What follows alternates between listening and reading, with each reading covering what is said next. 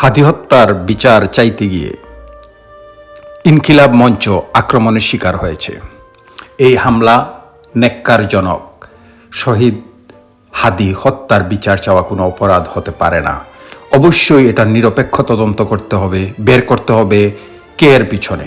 SM. Farhad ডাকসুর GS এই বিষয়ে বিবৃতি দিয়েছেন। আমরা আশা করব শহীদ হাদি হত্যার একটি পূর্ণাঙ্গ তদন্ত হবে এবং কি কারণে এই হত্যাকাণ্ড সংগঠিত হয়েছে তা বের করা হবে। কোনো অবস্থায় আমরা আবার অস্ত্রের রাজনীতিতে ফিরে যেতে পারি না।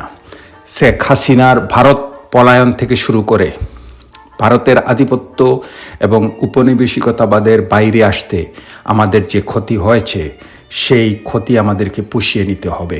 অবশ্যই ইন্টেরিয়ামকে এই বিষয়ে উত্তর দিতে হবে। আমরা আর উপনিবেশিক শাসনে ফেরত যেতে রাজি নয়। দাদু আসুক বা না আসুক, তারেক জিয়া ক্ষমতায় আসুক বা না আসুক, আমরা এই দেশকে ভারত হতে দিব না। ধন্যবাদ।